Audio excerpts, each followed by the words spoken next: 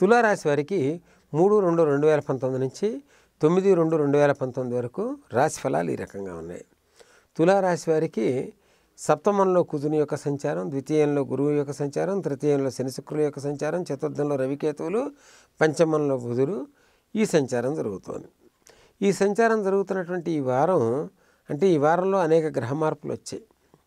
తులారాశి వారికి ఒక అమృత తుల్యమైనటువంటి సమయాన్ని అంటే పరిష్కార మార్గం ద్వారా పొందాలి అని చెప్పి భావించేటటువంటి వ్యక్తులకి ఒక చిన్న సూచన. ఈ వారం మాస శివరాత్రి వచ్చింది, అమావాస్య వచ్చింది, మాఘమాసం మొదలైంది, తిల చతుర్థి ఉంది. మాఘమాసం మొదలైనటువంటి రోజు కానీ లేదంటే ఈ వారంలో ఉన్నటువంటి మాఘమాసానికి సంబంధించినటువంటి రోజుల్లో ఏ రోజైనా సరే ఇంట్లో గనక సువాసిని పూజ చేయించుకోగలిగినట్టయితే, సువాసిని పూజ చేసి సువాసిని సత్కరించగలిగినట్టయితే తాటంకి యుగళీభూత అంటే ఏం చేయాలి సత్కారం అంటే ప్రత్యేకించి సత్కారం ఉంది. ఈ సత్కారం ఏం చేయాల్సి వస్తుందంటే చెవి దుద్దులు కానీ కమ్మలు కానీ లోలకులు కానీ అవి తులారాశి వారు ఇవ్వాలి. తులారాశి వారు ఒకరికి ఇచ్చినా, ఇద్దరికి ఇచ్చినా, నలుగురికి ఇచ్చినా యథోచితంగా యథాశక్తి.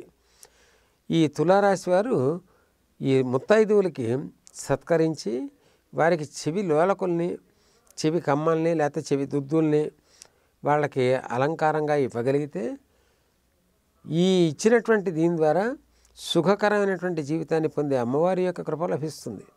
అమ్మవారి కృప రాజ్యస్థితిలో ఉన్నటువంటి రాహు యొక్క కృప లభించినప్పుడు అసాధ్యం ఉండదు.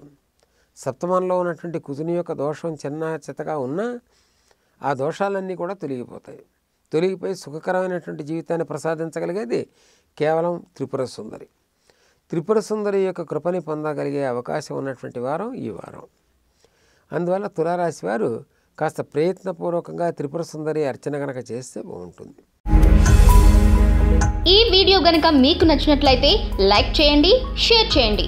మరిన్ని వీడియోస్ కోసం మా ఛానల్ను సబ్స్క్రైబ్ చేయండి.